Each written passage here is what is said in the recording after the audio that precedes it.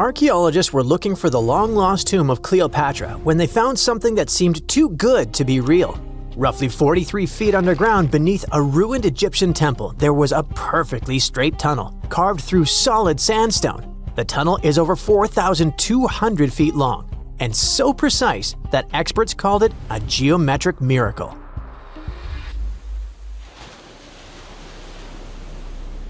The tunnel sits beneath an ancient city west of Alexandria, near Egypt's Mediterranean coast. The team that found it carefully peeled back layers of stone and debris until they hit this passage, about 6.5 feet tall, cut cleanly into bedrock. There were no collapse marks or wandering curves, just precision. If you've ever tried to drill a straight hole into a wall at home and failed within seconds, imagine doing this underground for nearly a mile. Ancient builders had no GPS, no lasers, no modern surveying tools. Yet, this tunnel stays remarkably level over its entire length. That means they understood gradients, angles, and distance in a way that goes far beyond stack stones and hope. Engineers today rely on machines to maintain that kind of accuracy underground. These people relied on knowledge, repetition, and patience. Parts of the tunnel now sit underwater or collapsed, probably after several earthquakes that struck the region centuries ago. Some experts think the tunnel may have once connected the temple to water sources or ritual areas closer to the sea. Archaeologists noticed that the Egyptian tunnel is an exact replica of the Eupalinos tunnel in Greece. It's believed to be one of the most important engineering achievements of antiquity, which only makes the Egyptian tunnel more special. Underground passages in ancient Greece linked temples to sacred springs. Back in ancient times, people moved through space in specific ways, underground and above, to reenact myths and journeys of gods. A tunnel like this could represent a path to the underworld, rebirth, or divine transition. Nobody would invest this much effort in construction just for decoration. Plus, in earlier digs at the site, archaeologists pulled up all kinds of artifacts, including coins with the names and faces of Cleopatra VII and Alexander the Great. They also found figurines, statues of deities, a mummy with a gold tongue, and even an entire cemetery packed with Greco-Roman style mummies. The perfect geometric tunnel isn't an isolated flex. Not far away, underwater archaeologists off the coast of Alexandria uncovered something that sounds like it belongs in a royal travel documentary. A 2,000-year-old pleasure boat that once glided along the Nile. And this wasn't just another fishing vessel or cargo barge. It likely stretched over 115 feet long and 23 feet wide, and had a decorated cabin, plus around 20 rowers, which turned the river into a moving palace. This isn't speculation pulled out of thin air. An ancient Greek geographer named Strabo wrote about these exact boats around the 1st century BCE. He described lavish vessels used by royalty during festivals and ceremonial outings in Alexandria. For years, historians treated that as a poetic exaggeration. Then, this wreck surfaced, and suddenly, Strabo sounded less like a storyteller and more like a witness. Even ancient art backs it up. The Palestrina mosaic from Italy shows richly decorated boats floating down the Nile. They match both the texts and the physical evidence almost perfectly. Inside the wreck, archaeologists found something small but incredibly human. Graffiti scratched into the wood in Greek. Just writing left behind by someone who stood on that deck 2,000 years ago. Researchers haven't fully decoded the text yet, but its existence alone matters. It tells us this wasn't just a floating symbol of power. People lived on it. It was sort of like a modern luxurious yacht, and the Nile was like a highway. All types of vessels with passengers were moving back and forth, visiting friends, carrying their goods for trade, doing business, and, of course, going on pleasure cruises. The location of the pleasure boat makes the story even better. The boat sat near the temple of Isis on Abydos, an island that once hosted royal and religious buildings before earthquakes and rising seas erased it from the surface. That temple collapsed around 50 CE, and researchers believe the boat may have sunk during the same disaster. Another recent find that has to do with life on the Nile is the lower part of the massive worship complex about 10 miles southwest of Cairo. It connects directly to an upper temple dedicated to Ra, the Egyptian deity of the sun. The newly excavated part is a 4,500-year-old valley temple. The upper temple sits on higher ground, and archaeologists excavated it years ago. The valley temple is closer to the Nile, and it's connected to the upper part by a causeway. A German Egyptologist actually started excavating part of the temple back in 1901, but the groundwater sat much higher then, and he had to stop. Now, the groundwater level is lower, and a modern team has managed to excavate about half of the Valley Temple since 2024. Once they got in, archaeologists uncovered the remains of a columned entrance portico. Then they found blocks carved with a calendar of religious events, almost like an ancient public schedule. The text includes feasts for Sakara, a falcon-headed deity linked to Memphis, which was a major capital during the Old Kingdom, plus the Festival of Min, a fertility deity, and even the Procession of Ra. The calendar blocks all showed up around the entrance portico area, which most definitely means that the outside facade of the temple displayed this long feast calendar publicly. That's why archaeologists think this might be one of the earliest examples of a true public calendar ever found. A literal event list for an entire community, built into the architecture. On top of that, the team found dozens of decorated blocks covered in inscriptions that named a pharaoh who ruled around 2420 to 2389 BCE and had the temple built. This temple shows how people moved through ancient Egypt. Because the upper temple handled the main worship, but the valley temple made the whole place accessible. It acted like the landing area for boats coming in, either directly from the Nile or more likely from one of its side channels. So instead of hiking across desert terrain, visitors could arrive by water, step onto the temple's landing stage, enter through the Valley Temple, then head up the causeway ramp toward the upper temple on the hill. After about a century of use, researchers found that the Valley Temple had been repurposed into a residential area. And the best part is, what they found from that era: 2 wooden pieces used for playing Senet, an ancient board game.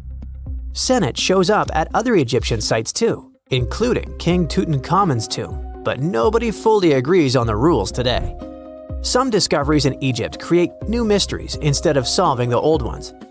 Earlier in 2025, archaeologists announced the discovery of the first pharaoh's burial found in or near the Valley of Kings since King Tut's tomb in 1922.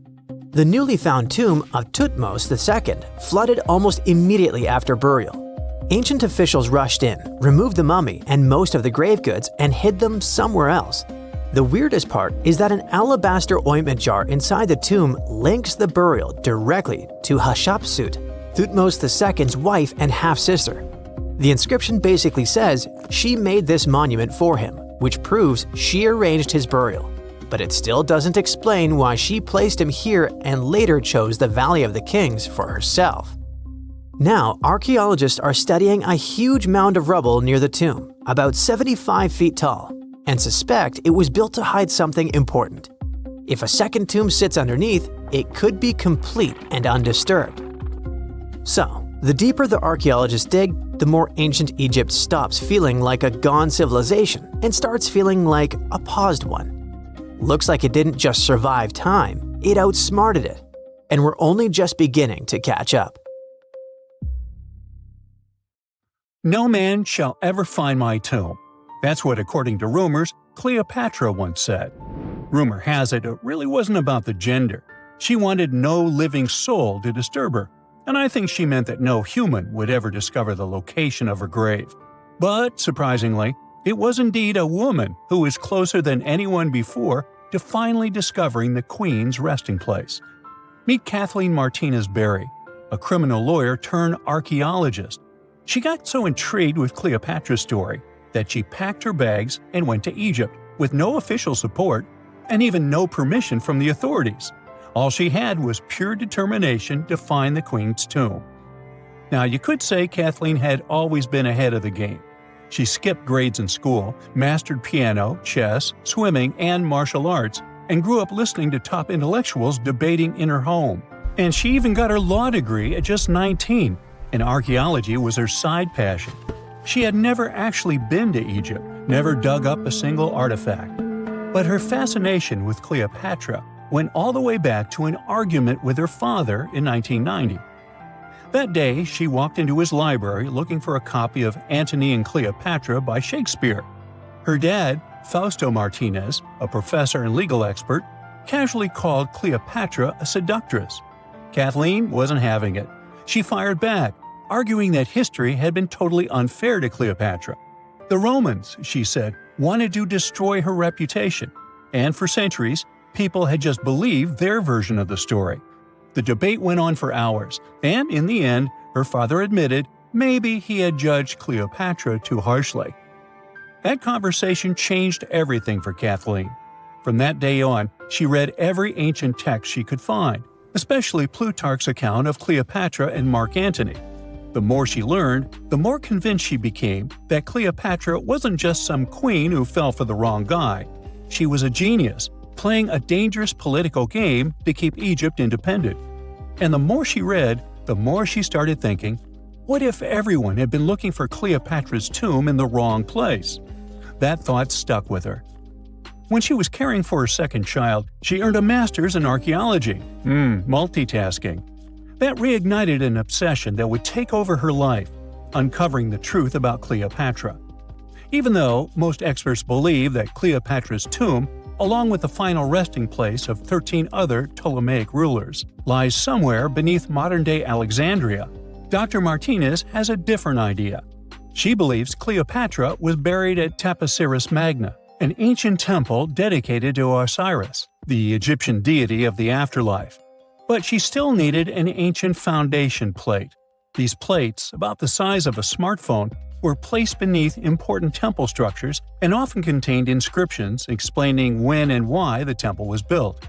If she could find a plate that confirmed the temple was dedicated to Isis, Cleopatra's patron deity, she'd have solid proof that this was the right place to look. Nothing could deter Martinez. She excavated the entire temple site, digging deeper than anyone before her. Her team found coins with Cleopatra's name and face stamped on them. It meant Cleopatra had a direct connection to this site. Then, they uncovered something even more interesting: a tunnel used to bring water to people, leading straight from the temple into the Mediterranean Sea.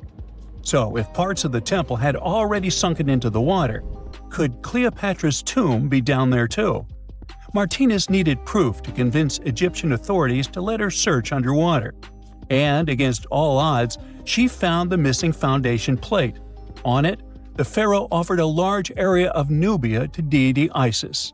That was it, the confirmation she needed. The temple was indeed dedicated to Isis, proving her theory wasn't just speculation. If one temple was on land, Martinez suspected the second temple, possibly Cleopatra's tomb, had collapsed into the sea. She needed help from experts in underwater archaeology, so she reached out to Robert Ballard, the guy who discovered the Titanic. With support from the Egyptian authorities, she and her team began exploring the waters off the coast of Alexandria. And what they found was mind-blowing. Underwater, they discovered massive stone structures, some standing 6 to 10 feet tall, right where the coastline would have been thousands of years ago. They also found basalt blocks, the same material used in the statues from the first temple. That meant one thing: those weren't just random rocks. They were the remains of a lost city, buried beneath the sea for centuries. Now, we can only wait and see whether Martinez and her team will be able to unravel one of the greatest mysteries of the past left by the outstanding woman that was Cleopatra. Here's some backstory. After her father, Ptolemy VII, passed away, Egypt's throne went to both Ptolemy VIII and Cleopatra, or so it seemed. Cleopatra, just 18 at the time, allegedly married her 10-year-old brother. Yeah, ancient royalty had some different customs, though there's no solid proof of that. But sibling love didn't last long. Young Ptolemy decided he wanted all the power for himself and tried to push Cleopatra out. Forced to flee the country, she didn't just sit around feeling sorry for herself. She raised an army, ready to march back and take what was hers. That's how, at 21, she was already in the Sinai Desert, leading an army and planning her return to the throne. Now, by that time, Cleopatra had already been locked in a powerful political, and not only political, alliance with Julius Caesar. In June 47 BC, she gave birth to a son, Ptolemy Caesar, better known as Caesarion, who, many believe, was Caesar's child. But that didn't stop her from playing by Egyptian royal rules. And her husband number 2, her other brother, Ptolemy XIV. Yep, despite her ongoing affair with Caesar, Cleopatra married yet another sibling, because, in her world, keeping the throne in the family was the name of the game. Now, marriage aside, Cleopatra's bond with Caesar stayed strong. She even traveled to Rome with Ptolemy XIV for a state visit. But instead of playing the role of a dutiful queen, she stayed in Caesar's private villa by the Tiber River. But after Julius Caesar lost his life in 44 BCE on the Ides of March, Cleopatra's political standing became shaky. To make matters worse, her brother-husband Ptolemy XIV passed away soon after, and some suspect Cleopatra had a hand in it, leaving her as the sole ruler of Egypt. Meanwhile, back in Rome, Mark Antony was rising to power as Caesar's presumed successor. Wanting to size up the Queen of Egypt, he summoned Cleopatra, and she did not disappoint. Sailing into town on a lavish barge dressed as a deity, Cleopatra made quite an entrance. Antony was instantly mesmerized, so much so that he left his third wife back in Rome and followed Cleopatra to Alexandria, where their relationship turned into a full-blown royal affair. The two had 3 children together. Together, they waged war against Caesar's adopted son, Octavian, in a battle for control of the Roman Empire. The last time the queen was seen, she was in her mausoleum, dressed in full royal splendor, diadem on her head, lying on what Plutarch called a golden couch. When Antony and Cleopatra lost at Actium, Octavian's forces marched into Alexandria. Cleopatra apparently knew the end was near, so she locked herself inside her mausoleum, surrounded by gold, silver, pearls, and priceless art. Those were the treasures she threatened to burn rather than let the Romans take them. Antony, meanwhile, wasn't going to let the Romans capture him alive. He wounded himself with his own sword, but before he passed away, he was carried to Cleopatra's side. She held him as he took his last breath in her arms. A little over a week later, Cleopatra made her own choice. Rather than face humiliation as Octavia's prisoner, she ended her life. Legend says it was the bite of a deadly asp, though history isn't quite clear on that. At the time, Cleopatra was only 39. Sounds like a rather full life to me. Hey, I bet you didn't know that trees used to grow in the middle of Egypt's barren, sun-roasted Sinai Desert. It's true. If you can't picture it, I don't blame you. But archaeologists have recently stumbled upon a tree-lined boulevard. Yep, an actual green avenue leading to a massive ancient fortress. No, this isn't some mirage or an overactive imagination, although I do have one. But it's turning our ideas of ancient Egyptian desert life upside down. Let's rewind a bit. The site in question is called Tel Abu Saifi, located in the northern part of the Sinai Peninsula. For a long time, it was known as a dusty archaeological footnote, the home of ruins from the Ptolemaic and Roman periods. You know, the era after Alexander the Great swaggered through Egypt and the Roman Empire called dibs. But recently, Egypt's Ministry of Tourism and Antiquities decided to give it a fresh dig. And what they found out turned to be more than just a forgotten outpost. We're talking about a full-on military fortress with defensive trenches, paved roads, lime kilns, barracks for soldiers, and even room for their families. A whole bunch of living quarters right in the middle of a desert doesn't feel very homey until you remember our star, the unexpected Green Avenue. This road was over 300 feet long and 36 feet wide, as long as an American football field, paved with limestone slabs and lined with more than 500 clay planting pits. These weren't for show, they held actual trees, creating a shaded tree-line entrance straight to the fortress. Imagine walking through that, the sun blazing overhead, and suddenly, blessed shade. Ooh. Now, that's not just a grand entrance, that's an ancient red carpet, or maybe a green one. But this wasn't about curb appeal. The existence of hundreds of trees in a desert landscape over 2,000 years ago tells us something big. You see, the Ptolemaic Egyptians weren't simply good at building monuments.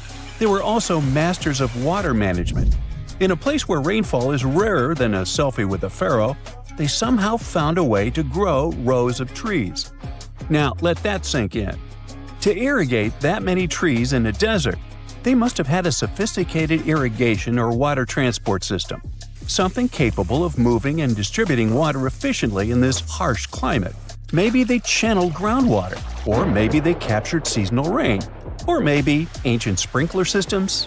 Okay, maybe not that fancy. But still, it's clear they were ahead of their time. Here's the thing, we already know the Egyptians mastered water control. They harnessed the Nile with ditches and canals to feed distant fields. So irrigation wasn't exactly a mystery to them. They had the skills and the knowledge. And sure, scientists still debate what the Sinai climate was like 2,000 years ago. But many believe it may have once been greener. After all, take one look at those dramatic mountains and rocky landscapes, shaped and sculpted as if by brute force of ancient rivers. And it's hard not to think that water once played a bigger role out there. Plus, archaeologists have found tons of evidence showing that Ptolemaic Egyptians cultivated fruits, vines, and trees on a large scale. In other words, growing a forest in a desert might feel wild to us, but to them, it was just another Tuesday.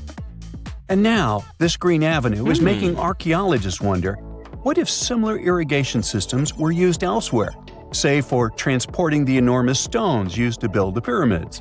There's already a theory that ancient rivers or human-made canals help move those stones.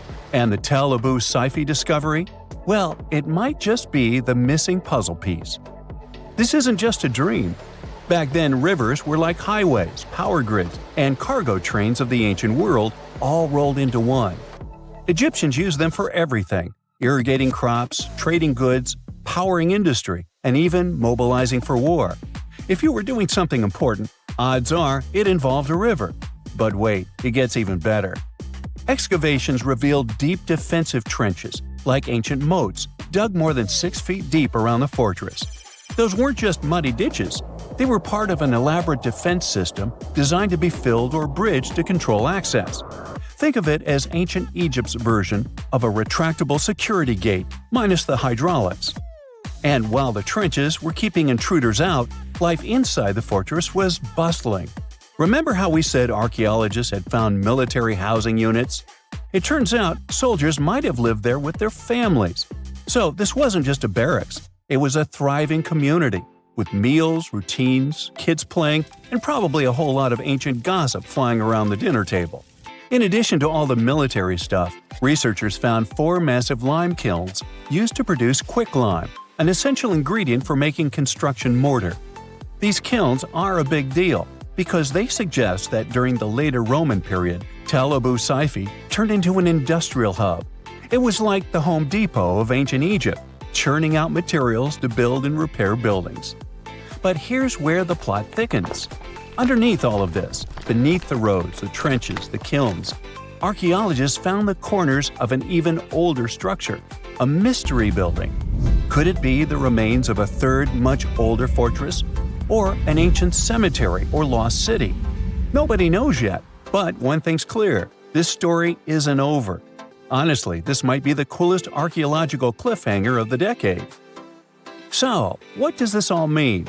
Well, for starters, it challenges everything we assumed about desert life in ancient Egypt.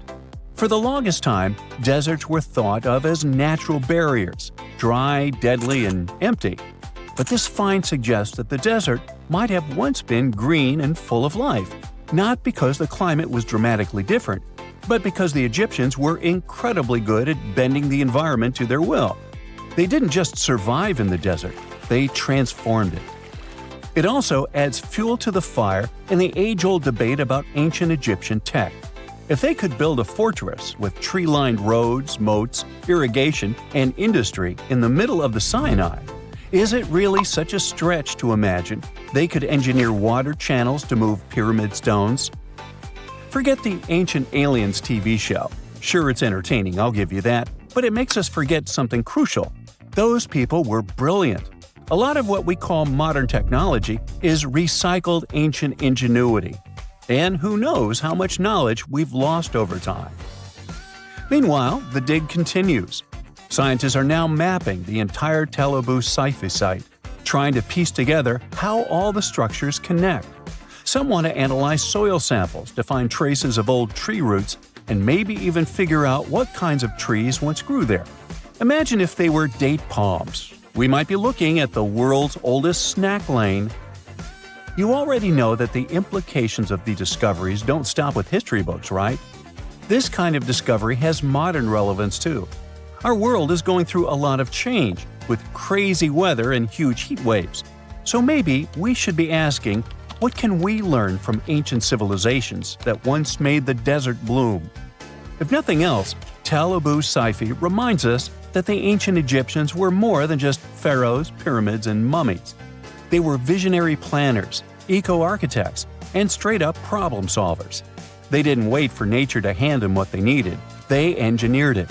And thanks to discoveries like this, we're getting a clearer picture of just how advanced and, frankly, how cool ancient Egyptian civilization really was. So next time someone tells you deserts are just empty wastelands, you can hit them with this fun fact. Over 2,000 years ago, in the heart of the Sinai Desert, there was a fortress with a tree-lined avenue, moats, military housing, an industrial center, and even a secret underground structure. Take that, sand dunes! Who knows what else is still buried out there, waiting to rewrite history? Not many civilizations are as mysterious as ancient Egypt. A powerful empire that lasted over 3,000 years. It gave us pyramids that still stand and myths that still inspire. It's one of the most explored places on Earth, yet somehow, we still find exciting stuff. In Abydos, archaeologists just uncovered a 3,600-year-old royal tomb. It's huge! It has golden hieroglyphs of deities covering the entrance, but the pharaoh's name? It's not there. It's missing. Who was this ruler? And what new chapter could this open in Egypt's story? If there's one place in Egypt where the line between life and demise feels thinner, it's Abydos. To the ancient Egyptians, this was sacred ground. They believed it was the burial place of Osiris, the god who literally passed away, had his remains separated, and came back to life to rule the underworld. Because of that, Abydos became Egypt's spiritual gathering place. Pharaohs built amazing temples here, like the Temple of Seti, famous for its King's List, a wall that has the names of 76 pharaohs carved in it. Pilgrims came from across Egypt, leaving offerings and participating in Osiris festivals, where his demise and rebirth were ritually reenacted. It wasn't just symbolic worship, it was Egypt's version of Comic-Con. But instead of cosplaying superheroes, people reenacted gods coming back to life. Obviously, pharaohs competed to be buried as close to Osiris as possible. Abydos became part cemetery, part holy city, part afterlife insurance policy. Fast forward thousands of years, and we still uncover remarkable stuff around Abydos. That's the case with the recently discovered tomb. In early 2025, a joint team of researchers from the US and Egypt decided to dig beneath a rocky rise ominously called Anubis Mountain. You remember Anubis, the jackal-headed deity who guarded cemeteries. The uncovered royal burial was hidden 23 feet below the surface. Sadly, even though it eluded archaeologists for so long, robbers had already taken away with treasures ages ago. They could definitely tell this was a tomb of someone super important. Similar to how you can walk around a mansion with no furniture but still deduce that someone rich must have lived there. The chamber had mud brick vaults rising over 16 feet. That's taller than a female giraffe standing upright. For something built 36 centuries ago, it still felt enormous. However, when you remember that Egyptians were masters of architecture, nothing seems surprising. So no treasures, no golden mask, and sadly, no name. The cartouche that should have spelled the king's identity was unreadable. Egyptian tombs usually bragged about who was inside. In ancient Egypt, a cartouche was basically a big oval name tag for kings wrapped in hieroglyphs. Think of them as VIP passes that worked in both this life and the next. Without it, your soul couldn't check into the afterlife hotel. That's because to the Egyptians, your name, your ren, wasn't just so your teacher could distinguish you from kids with the same haircut. It was a core part of who you were. As long as your ren survived, so did you. To have your name forgotten was considered a fate worse than passing away. A soul cannot journey without a name. That's why you'd see cartouches all over the place, on temples, obelisks, jewelry, statues, and tomb walls. It wasn't there just for the marketing. It kept the pharaoh's presence front and center everywhere you looked.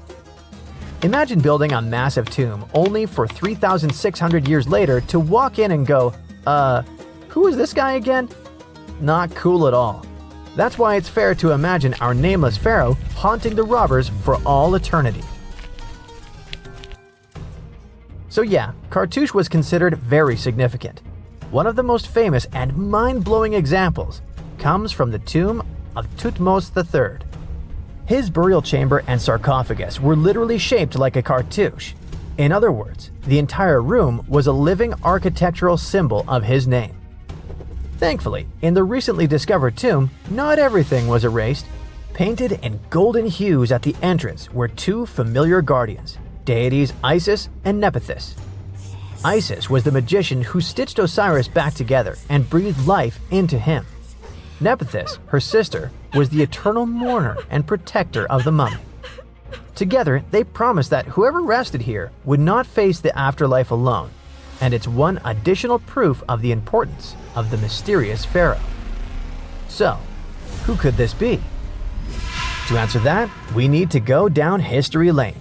This tomb dates back to Egypt's messy chapter called the Second Intermediate Period. Instead of one ruler in charge, the country had many rival kingdoms, each with its own little power base, like a real-life Egyptian version of Game of Thrones. And right in the middle of that chaos was Abydos. For a while, it was home to its own line of kings, the so-called Abydos dynasty. Those weren't the pyramid builders everyone knows, and that's why they're so mysterious. They left behind almost nothing. No great monuments, no sprawling cities, just fragments of names on broken blocks. For centuries, many scholars even doubted they existed at all. That sorta changed in 2014, when archaeologists uncovered the tomb of Senebkay, one of those shadowy kings. Now, everything we know about Senebkay points to him having quite a story to tell. His bones revealed 18 deep wounds, the kind you get in battle. He had blows to his skull, back, and hands, and likely lost his life fighting, making him one of the few pharaohs we know who sadly fell in combat. His tomb was modest, with reused artifacts from earlier kings, but it delivered one priceless thing: proof. Until Senebkay, the Abydos dynasty was just a theory. With him, it became real. And that's why the new discovery could be a big deal. The newly uncovered royal tomb at Abydos shares the same layout and style as Senebkay's. It has limestone chambers, mud brick vaults, and protective deities, although it's much bigger. Which again raises the possibility that we're looking at an even earlier, more powerful ruler of Abydos. Whoever he was, he wanted to be remembered alongside the greats. Which is ironic, because it seems that history tried erasing him. Perhaps additional findings alongside his tomb could tell us more. Yes, there's more, and it's actually pretty cool. Not far from Abydos, in the village of Banawit, archaeologists uncovered a Roman-era pottery workshop. Yeah, you heard that right, a pottery factory close to a pharaoh's burial ground. The site had huge clay kilns, storage rooms, and even broken shards called ostraca. They were basically ancient sticky notes, except instead of shopping lists, those had receipts scratched onto them in Greek and Demotic Egyptian. Little records of everyday transactions, the kind of thing you'd never expect to find near a lost dynasty king. Honestly, the potters missed a chance. Forget boring receipts, they should have been selling Osiris's mugs and Anubis figurines to pilgrims and tourists. But that's not all. It seems that centuries later, during the medieval period, the same ground became a cemetery. Archaeologists found mud brick graves with skeletal remains. This could mean that Abydos kept its aura of significance for hundreds of years after the age of pharaohs. So why this hill again and again? Is this place really a getaway to the afterlife? It is, after all, the very place where Osiris is said to rest. That belief lingered like a shadow for thousands of years, strong enough to pull in pharaohs and later medieval families. Different rituals, same sacred ground. Although, to be fair, the Romans weren't here for Osiris. They came to make pots. The story of Abydos is not over. The excavations will continue, and who knows what else could be discovered in the future. Today, archaeologists are armed with tools that are basically X-ray glasses for the desert. Every scan could reveal a hidden chamber, or if we're lucky, finally give our nameless pharaoh his wren back to him. In fact, I became strangely invested in finding out who he was. So let's hope for some news soon. It's only a matter of time. Do you have your own theories? Let me know. A gruesome discovery took place in Egypt some years ago. You want to hear about it? 16 human hands, carefully buried in 4 eerie pits. They didn't look too much like human hands at first, since they were abnormally large, but they were. Weirdly, there were only right hands. No left hands were in sight. It turned out that it points to the practice of an ancient dark ritual. Old Egyptian art and tales talked of a ceremony where warriors would present the right hand of their adversaries as proof of victory and ask for gold in return. Egyptians believed in the afterlife, so cutting off someone's hand meant you cut off their power eternally. Guaranteeing this type of defeat was interesting to the winning party. Here, the fight was between Egyptians versus Hyksos, who lived in what was once known as Canaan. Egypt has always been the center of some history-changing findings, and some time ago, this papyrus was found. If we stretched it open, it would be just a tad bigger than the height of a skyscraper. The world's tiniest skyscraper, which is located in Wichita Falls, Texas. When humans didn't write on their notes app, they wrote on this thing, made from the medulla of a papyrus plant. Around 2,000 years ago, ancient Egyptians wrote something reminiscent of a book where they describe most of their funerary traditions and their visions of the afterlife. It's considered one of the most important texts from ancient Egypt and is still sold in bookstores to this day. This ancient manuscript was unearthed from a chamber located just south of the Pyramid of Djoser, located in Sakara. Oh yes, Djoser is the oldest pyramid in Egypt and not the Giza pyramids like most people think. So recently, the site of Sakara buzzed with excited archaeologists who probably found one of Egypt's oldest complete mummies. They believe that this beautiful and well-preserved mummy was that of a wealthy man. He was discovered in a deep shaft, covered in layers of gold leaves. There are many symbols that show he was an important and wealthy man, like the band he wore on his head, the bracelet on his chest, and the fact that he was embalmed with a tunic, which was reserved for Egypt's finest. The most exciting part of the entire discovery was finding the resting place sealed with mortar, just as the ancient Egyptians had left it 4,300 years ago. Now this may sound weird, but back in 2008, archaeologists discovered a missing pyramid. Now it went missing because it deteriorated over the span of 4,000 years. Today, you can only see its base. It was a pretty important site back in ancient times. It is said that around the area of the pyramid, the ancients hosted a special type of ceremony where high priests would carry mummified remains of sacred bulls. Now here's a fun fact.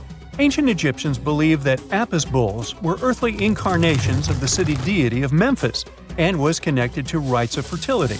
It wasn't just any Apis bull though.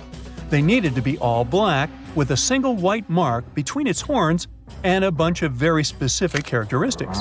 They were selected by the local priests and honored until they passed away. After that, they were mummified and buried in underground galleries. Meanwhile, this missing pyramid sort of disappeared around the 1800s. It was a German archaeologist who first found it in the village of Saqqara. He called it the Headless Pyramid when he first found it. But then, years after the official discovery, the desert sand came along and covered the whole thing. There were some excavations between the 19th and 20th centuries, but they weren't too systematic. That's why scientists were so thrilled when they dug an entire pyramid's base after removing the 25-foot mound of sand that was covering it. Oh, and it turns out American archaeologists are excavating a cemetery in Egypt that could contain over 1 million mummified bodies. So far, archaeologists have dug around 1,700 mummies. One of the main differences from other classic Egyptian mummies is that these people weren't kings and pharaohs.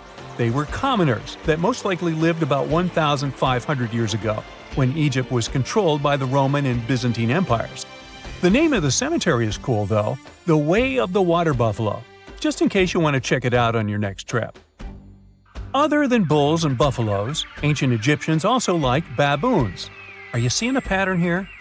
In the beginning of the 20th century, archaeologists discovered a site filled with mummified baboons in a place called, guess what? The Valley of Monkeys. An animal wouldn't have been mummified if it wasn't considered important. Certain animals were more important than others, since they were linked to specific deities. Jackals were connected to Anubis, the ancient god of the afterlife, and cats were likened to the female deity Bastet. Baboons were a pretty big deal, since they were believed to be connected to Thoth, the deity of wisdom and advisor to Ra, one of Egypt's supreme deities. The archaeologists who studied these animals weren't too happy. They think these baboons were kept inside and were deprived of sunlight for most of their lives. They had extreme vitamin D deficiencies and they were poorly fed. Maybe Thoth got angry with these baboon keepers. Just a guess. Since there's never a boring day for archaeologists in Egypt, they also found human mummies with golden tongues. Since Egyptians were all about the afterlife, they believed that golden tongues might help a person speak once they pass to the other side. I mean, it's a long shot, but hey, why not?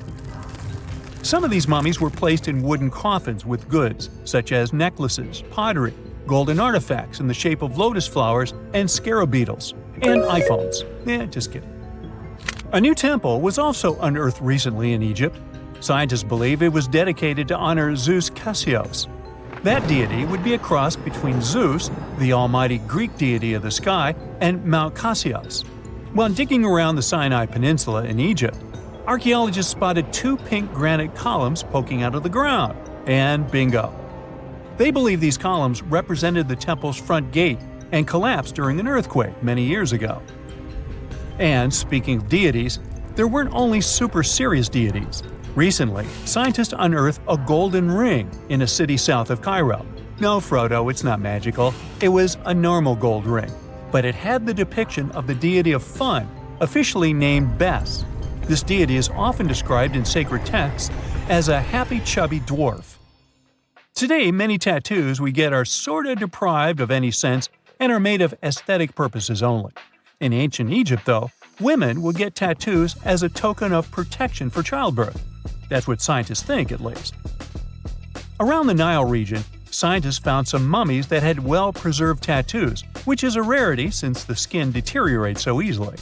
2 of these women tattooed their lower backs, and the drawings were simple. They were mostly pictures, including that same chubby dwarf we just talked about, Bes. He also had a side hustle as the protector of women during childbirth. Now, would you believe me if I told you ancient Egyptians invented robots? No? Well, that's because that's not entirely true. Sure, they were astronomers, mathematicians, and engineers, and somehow they also squeezed an eccentric invention into that package. An automated deity some scientists called Hathor. This wooden statue had been in the Metropolitan Museum of Art for years before someone noticed its secret. With the help of an X-ray machine, specialists discovered a mechanical operating system inside it. The pulley-like axis goes from the statue's shoulder to her left leg. When the system rotates, the statue raises and lowers her hand. Hey, pick me! Pick me! I got my hand up here. If there's a question that still baffles archaeologists to this day, it's this one. How did the ancient Egyptians build those magnificent pyramids? As far as we know today, their resources were quite limited, especially in terms of tools and building materials. We still don't have a fully satisfying answer, but hey, we've got some pretty amazing theories worth considering. The leading contender among these theories involves the clever Egyptians employing a sneaky strategy. Now picture this. They constructed a slanted and curving mound made of bricks, earth, and sand encircling the pyramid to be. As the pyramid grew taller and taller, they simply increased the height and length of this wacky structure. It's like they were playing an ancient game of Jenga. Now, how did they get those massive stone blocks up there?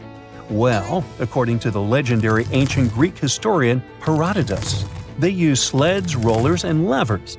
It sounds like they turned construction into a supersized game of tug-of-war. And guess what? Herodotus also claimed that the Great Pyramid, the one from Giza, the granddaddy of them all, took a whopping 20 years to build. There's more. Herodotus also dropped a mind-boggling number on us. 100,000 men were supposedly involved in this pyramid extravaganza. Did they hire the entire Egyptian population? Well, it might not be as far-fetched as it sounds. These men were probably mostly farmers, so they probably focused on the pyramids when there wasn't much work to be done in the fields. Like during the flood season of the Nile River. Obviously, specialists in the archaeological community had something to add to this theory.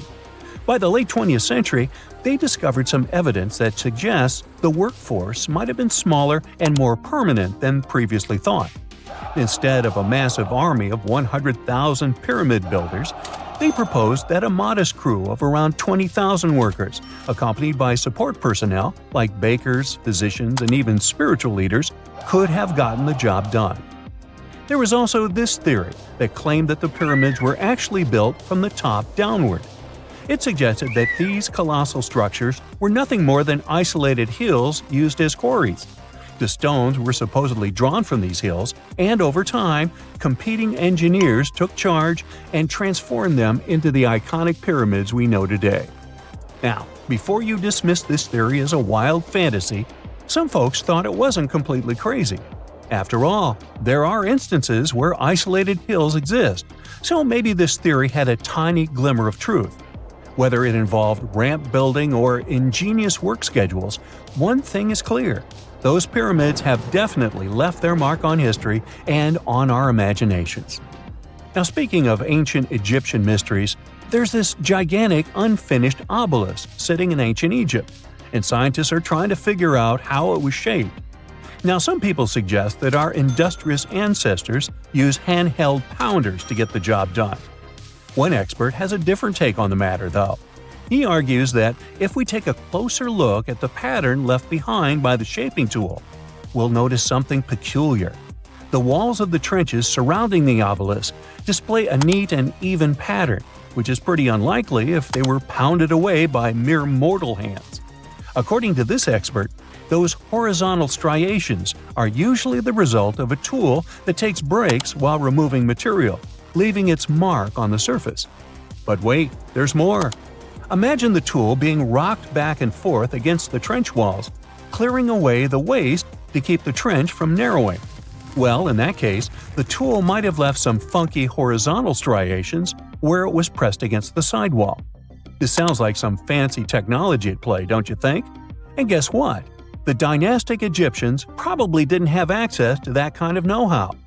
Another famous Egyptologist from way back also uncovered a bunch of core drills during his adventures. Although the actual drill bits are missing, his collection houses these particular core remnants made of limestone, alabaster, and even granite. These constructions aren't the only amazing thing the ancient Egyptians left behind, though. As it turns out, the Egyptians were the genius minds behind the creation of the handheld mirror. Yeah, that little mirror you use every day to check yourself out. But here's the twist. These mirrors are like pieces of art. They were decorated with inscriptions and figures. But that's not all. The Egyptians had a serious concern with their appearance. They knew the importance of personal hygiene and looking fabulous. So, in their quest for pearly whites, they invented toothbrushes and toothpaste. Dental problems were pretty common back then, and their smiles weren't exactly all white. Dentistry wasn't their strongest suit, you see. Maybe their minds were distracted by all that pyramid building. So that doesn't mean those ancient toothpaste recipes weren't amazing. One delightful concoction included rock salt, mint, dried iris petals, and pepper. Some brave dentists in the 21st century tried it out, and it worked pretty well. Ground-up ash was also used in another recipe to create a tooth cleansing paste. Mint was missing, so that didn't do much for their breath. That's when the genius Egyptians came up with the world's first breath mints. They made tablets from heated spices like cinnamon, and they mixed it with honey. Now, let's shift gears to home decor, Egyptian style. They surely took ornamentation to the next level. While the concept of decorating furniture started in Mesopotamia, the Egyptians cranked it up a notch. They went all out with different colors of ink and even developed various weights of paper. Oh, and let's not forget about those cute little area rugs we all have in our homes today. Guess who came up with the idea? Yep, the Egyptians. They used the versatile papyrus plant to make those cozy rugs. And speaking of trends, the Egyptians loved their knickknacks. They had an assortment of small figurines in the shapes of cats, dogs, and people. These statues were made from various materials, like simple sun-dried mud to the ultimate bling of gold. It all depended on how loaded you were.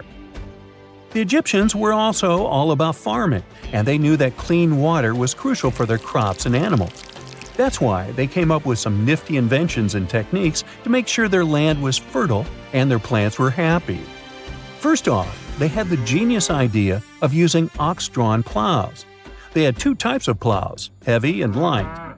The heavy plow would strut its stuff, cutting deep furrows in the soil, while the lighter plow followed behind, fluffing up the earth. But they didn't stop there. After plowing, the Egyptians would break up clumps of soil and sow the rows with seeds. To give those seeds a good old squish into the furrows, they'd march their livestock across the field, effectively closing up the furrows. But hey, all that hard work would be pointless if their seeds were as dry as the Sahara. That's where irrigation comes into play. The Egyptians were so good at it that other cultures, like the Greeks and Romans, couldn't help but copy their techniques. Now let's switch gears and talk about the marvelous architecture of ancient Egypt. These folks weren't just skilled farmers, they were also architectural maestros. They built these fancy canals to carry water to farms and villages, and boy, did they know how to make those canals look pretty. Just imagine strolling along a canal lined with ornate structures. The pharaoh Ramesses the Great was quite the overachiever when it came to construction. One of his mind-blowing creations was the construction located at Abu Simbel. This building was designed so that twice a year, the sun would shine directly into it and illuminate the statues of Ramesses. And let's not forget about the corbelled arch. Without this architectural gem, we'd be missing out on some mind-boggling structures like the Great Pyramid. The Egyptians knew how to make things stand tall and proud, thanks to their engineering and construction wizardry. They built grand halls and inner sanctums that make your jaw drop, and some of these temples doubled as astronomical observatories. Secant cosine tangent sine 3.14159. Yeah, that was the cheer we heard coming from the trigonometry club back in the day. For the rest of us in math class, terms such as sine, tangent, and pi were just bewildering. Who invented these and why? Was their only purpose to make it harder for students? Well, not quite. Trigonometry was invented by the ancient Egyptians. They needed this knowledge to construct pyramids, and they did a pretty good job too. The Great Pyramid in Giza still stands today, some 4,500 years after it was built. No recalls either. So let's get out of that classroom and on a journey through time to reveal the secrets behind the ancient Egyptians' precision. Here you are, standing on the Great Pyramid's construction site, some 9 miles from Cairo. Well, the city still isn't there, as you're surrounded only by the desert and teams of construction workers. They're transporting large stone blocks weighing 2.5 tons each. They're inside a wooden sled that sits on large rollers. A crew of 8 men rolls these blocks along the ground. You immediately think of the rollers on a supermarket cash register. The principle is exactly the same, but the scale is greater, much greater. Scientists estimate that the Egyptians used 2.3 million such blocks in the Great Pyramid alone. And the block in front of you is one of the lighter ones. The heaviest of them weighed up to 15 tons. But where did all these blocks come from? Most of them originated from quarries around Giza. It's not that impressive, you think? But wait until you hear how ancient engineers transported the granite used in construction over 500 miles to the pyramid.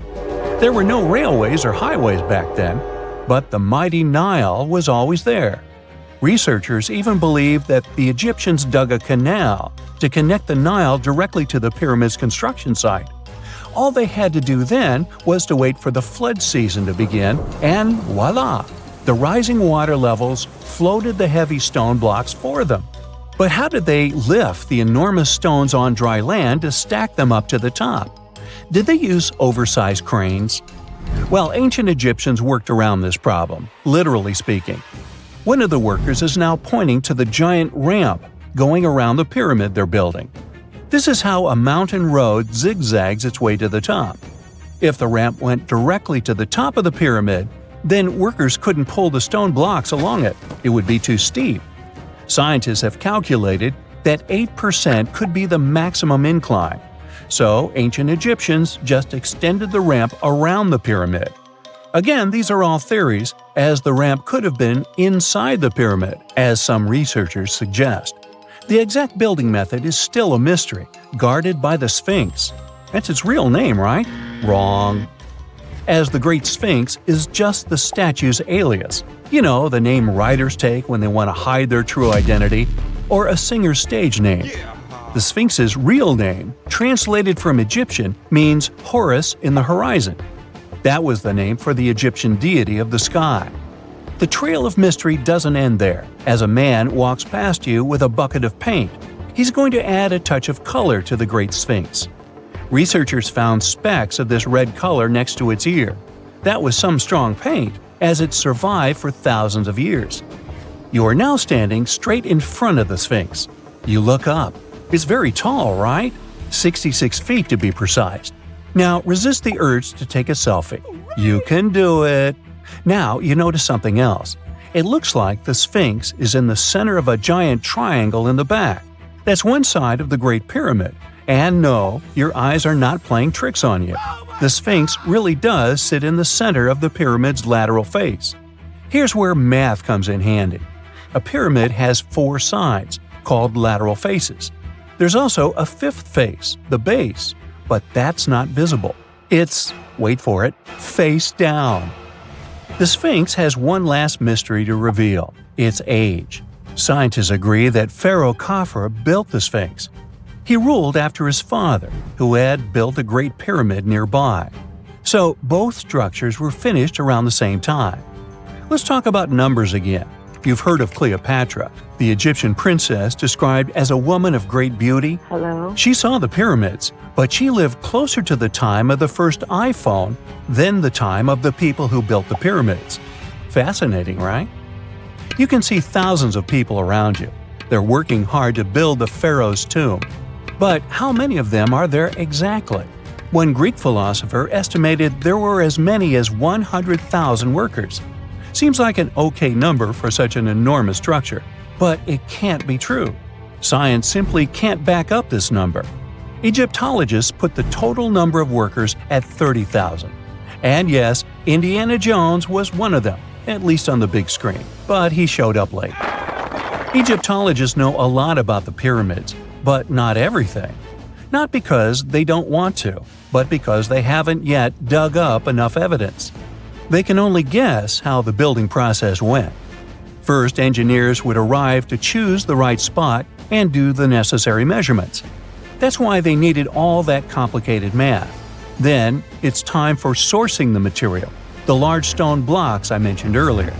When boats deliver them to the site of the future pyramid, workers can finally do their thing. They operated in smaller groups, but there were at least 2,000 of them chiseling and carving away at any given time. Sounds like a typical construction site today? Well, that's because it is, just thousands of years ago. It's amazing what ancient Egyptians were able to achieve with just copper and stone tools. The pyramid is now complete in front of you. But is it the same pyramid we see today? Why is this structure shining bright in the desert sun? Isn't it supposed to be a dusty yellow color? Well, no. Human activity and the elements have completely stripped the outer layer of stones over time. Expert craftspeople polished these blocks using nothing but stone and sand. The end result was a smooth and shiny rock. On the day it was completed, the Great Pyramid of Giza was a perfect triangle of light. Its polished sides acted like giant mirrors, reflecting the powerful Egyptian sun. This is the point where you should put your glasses on, and that shiny thing you see at the pyramid's very top is actually gold. The capstone at the top of the pyramid is called a pyramidion. It was covered in sheets of gold. As you can guess, these were the first stones to disappear. Let's make another stop before we get you back to your classroom. We travel to the British Isles, and no, Stonehenge isn't our destination. It is Newgrange in County Meath. Scientists estimate that the ancient peoples of Ireland built this stone monument around the year 3200 BCE. This makes it older than both Stonehenge and the Great Pyramid in Giza. The function of the circular mound in Newgrange is the same as the one of the Great Pyramid and equally mysterious. The estimated amount of loose stone present in the valley is over 220,000 tons. And it's not just randomly thrown on a pile. The order in which the stones are set makes the structure water-resistant. That would explain how Newgrange had survived for so long. Kinda makes you want to splash out the cash for that waterproof phone case, huh? Well, you're back in your school desk, but today's math lecture is the last thing on your mind. You're thinking about how great the Egyptian pyramids are, and if we have something similar today. It turns out modern engineers are just as impressed with the Great Pyramid as you are. There's a glass pyramid sitting in the main courtyard of the famous Louvre Museum in Paris. The panorama of San Francisco wouldn't be complete without the 48-story Trans-America Pyramid. But Las Vegas went the furthest. There we find the Luxor Hotel. It's so big that it's the third largest pyramid on the planet. And guess what's in front of it? Yup, a replica of the Sphinx. It's 110 feet tall, 2 stories higher than the one in Giza. Yeah, everything's bigger in Vegas. It's 1898, and you're taking part in excavations in Sakara. This place, not far away from Cairo, is full of ancient tombs and pyramids. You're in your Indiana Jones mood and hope to find something really phenomenal to become famous. Gold, manuscripts, treasure maps, mummies of famous pharaohs. Wait, a wooden bird? You're really disappointed as it looks like a regular toy. An old one, but still. Little do you know that years later, someone would propose that your bird was actually an ancient monoplane. So the artifact, nicknamed the Saqqara Bird, is made of a sycamore tree. The birdie has a wingspan of just 7 inches and weighs around 40 grams. A perfect original souvenir from Egypt, I would say. It's over 2,000 years old and looks pretty plain, without any carvings of feathers or other intricate ornaments. It has a beak and eyes, though, which makes our find look like a hawk, the emblem of the deity Horus. Its tail is rather unusual as it's squared, looks weirdly upright, and it seems like the sunken part of it was the place for a now missing piece. Humans love solving a good mystery, so there have been several attempts to explain the use of the birdie. First, quite simply, is that it was a ceremonial object. The second idea is that it was a toy for a child from some well-off family. It could have been some sort of boomerang, which was a popular concept in ancient Egypt. Then there was a theory that the bird had been used as a weather vane. But this one has been debunked as the figure doesn't have any holes or markings, except for the one made at the museum in Cairo to fix the exhibit on a stick. So there was no way to hang it in the past. Almost a century after the bird was found, Egyptologist Dr. Khalil Masiha proposed a new theory that it could have been a model of a monoplane. He believed the bird was missing a horizontal tailplane. Otherwise, it had its wings set at a right angle, similar to that of modern planes. It could have worked to generate the aerodynamic lift necessary for flights. Dr. Masiha also claimed that it was common at that time to place miniature models of technological inventions in tombs. So, did the ancient Egyptians really invent the plane in 200 BCE? That would make the Wright brothers, who are considered the inventors of aviation, really upset. They made one of their first flights only in 1903.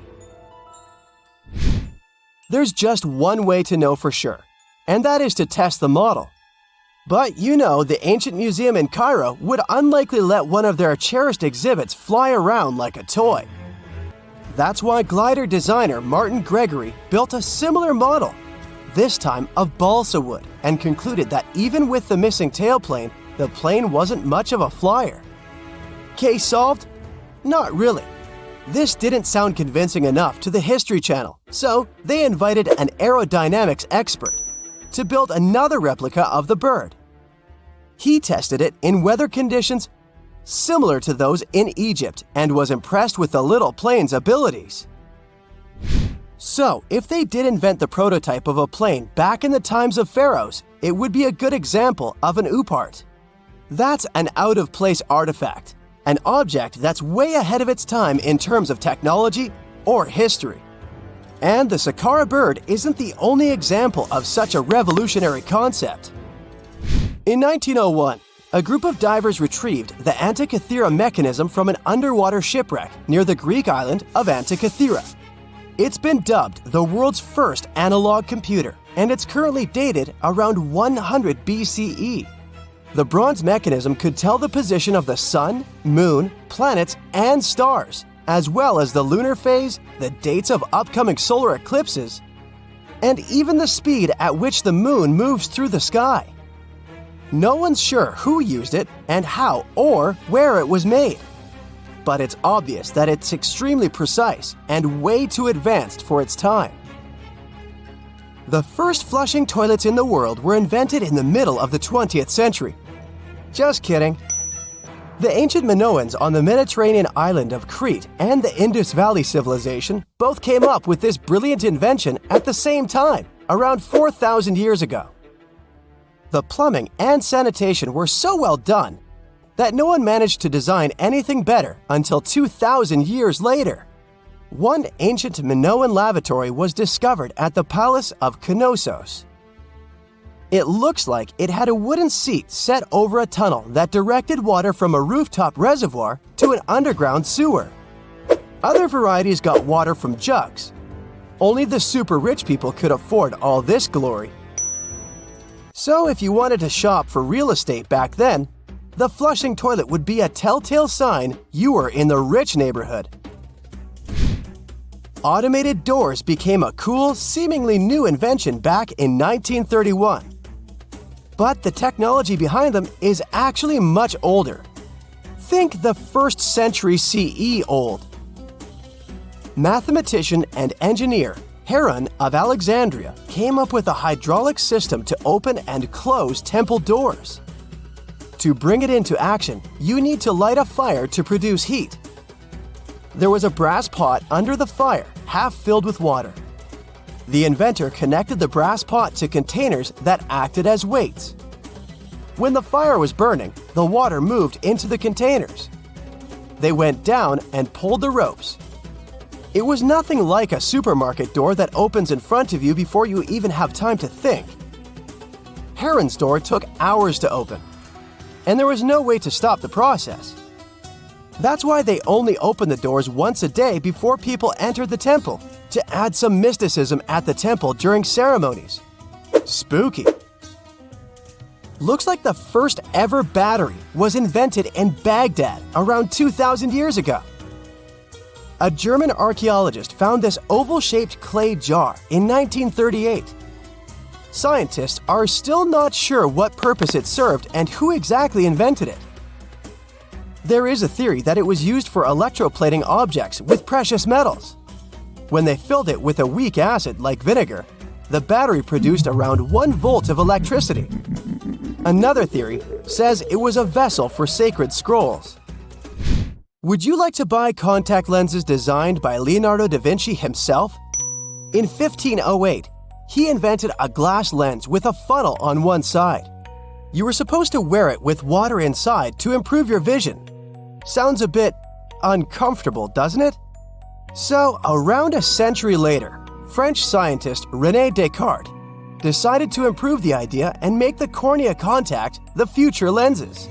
Contacts because they contact your eyes, get it? The glass tube with liquid did help improve vision, but blinking was sadly impossible.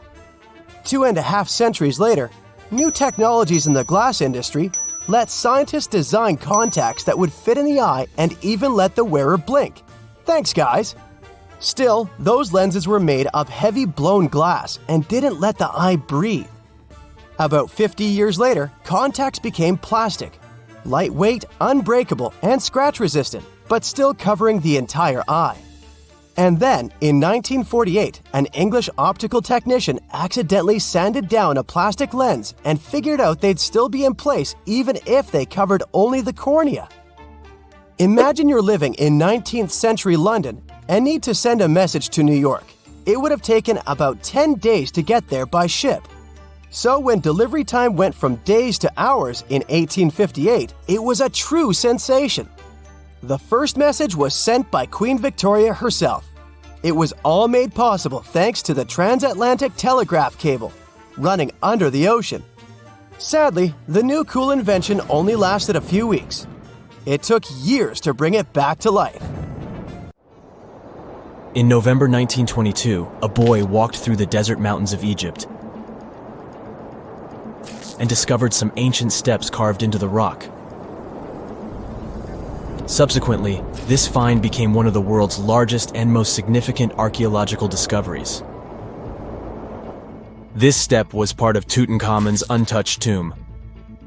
Archaeologists found about 5,000 ancient objects, including jewelry, fabrics, painted vases, and funeral masks. You've probably seen one of them. It has become one of the most recognizable attributes of ancient Egypt. More than 100 years have passed since then, and now humanity has finally become close to another large-scale discovery, the tomb of Cleopatra. This queen was the last active ruler of the Ptolemaic Kingdom of Egypt, who sat on the throne from 51 to 30 BCE. There are many ancient records about Cleopatra, her reign, and her unusual personality, but until now, no one has discovered the secrets about her passing away in the burial place. So, one archaeologist, Dr. Kathleen Martinez, has been studying ancient records and temples around Alexandria for decades, and concluded that the tomb of the queen should be located under the ancient city of Taposiris Magna, founded in 280 BCE. It was a big city on the northern coast of Egypt, where tens of thousands of people were engaged in trade and industry, and it seems that Dr. Martinez's guesses turned out to be correct.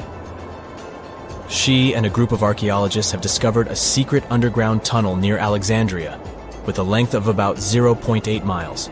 It was cut into the rock under Taposiris Magna's temple. During further excavations, they found many things that indicate Cleopatra's tomb lies in the tunnel's depths. It's also possible that she is buried there together with the Roman commander, Mark Antony. According to ancient records, Cleopatra and Mark Antony loved each other and together opposed the Roman Senate, which declared Antony a traitor. The fact that natural disasters have occurred on the territory of Taposiris Magna for thousands of years can complicate the excavations. Earthquakes and floods destroyed the city and possibly flooded its underground tunnels. But archaeologists hope the ancient tomb remains untouched, and that it hides many treasures and records about the royal life of ancient Egypt during the reign of the last dynasty. There's a chance that excavations will go underwater and in the mud. This will require much time and funding, but archaeologists are sure it's worth it. Anyway, it's too early to say that Cleopatra is really buried there, but scientists have found many things in the tunnel that confirm this, including clay pots, dozens of coins with the image of Cleopatra and Alexander the Great, as well as a bust with the image of the Egyptian queen. Cleopatra is still one of the most popular personalities in Egypt, on an equal footing with Ramesses III and Tutankhamun. She inspired many films, paintings, and books, but what made her so popular? She became famous for her inconsistency. She was a beautiful, intelligent ruler who pulled Egypt out of the crisis and made it a prosperous power. Medieval Arabic texts say she knew chemistry, mathematics, and philosophy, and may have written several scientific books. She knew several languages and had excellent diplomatic skills. At the same time, there are many legends that she was a femme fatale who drove many men crazy. However, there's no evidence that her beauty was incomparable. The image of a stunning model was created by Hollywood when it made several films where famous actresses performed the role of Cleopatra.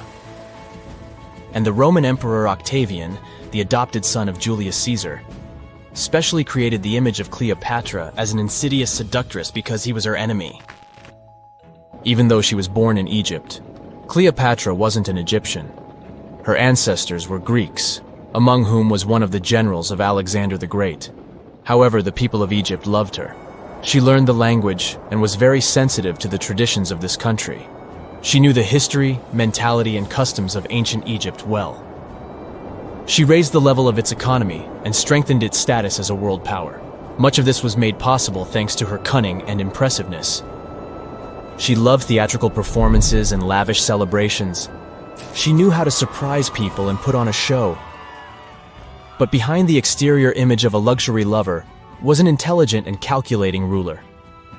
Ancient Egypt was a rich, luxurious country, and Cleopatra did everything to increase its wealth and strengthen its position in the international arena.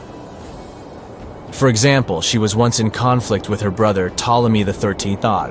The queen knew that she wouldn't be able to resist him, so she decided to attract Julius Caesar to their side.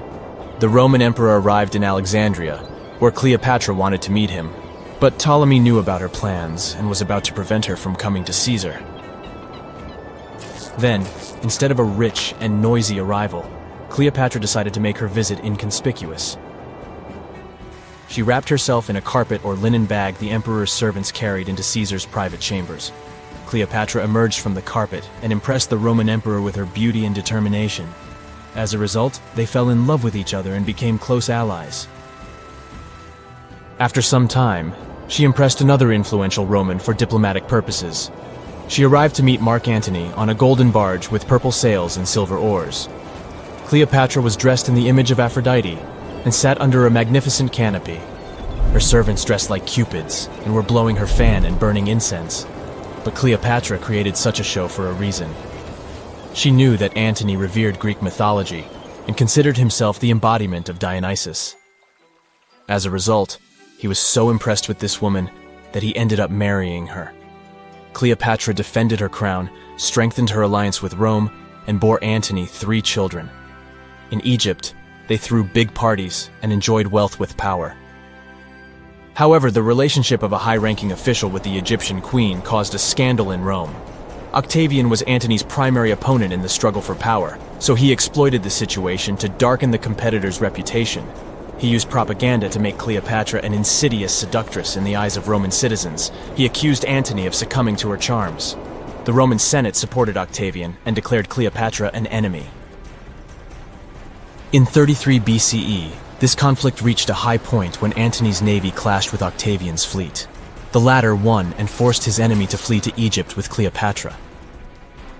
According to some records, they took refuge near Alexandria. Pursued by the Romans, they hid in one of Cleopatra's palaces and met their end. Some legends say that Cleopatra was an expert in poisons.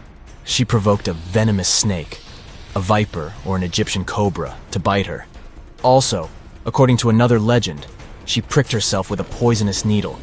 There's a theory that Cleopatra always carried an ampule with poison inside her hairbrush.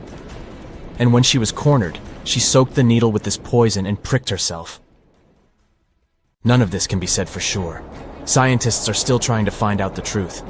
Perhaps when they reach Cleopatra's tomb, the world will get more answers about her tragic fate. She is considered the last ruler of Egypt. After her passing, Octavian plundered her palaces and temples and returned to Rome, where he became the main emperor. He successfully ruled the country and expanded its borders. His reign ended when he turned 75. World history would have looked different if Cleopatra and Mark Antony hadn't lost that naval battle.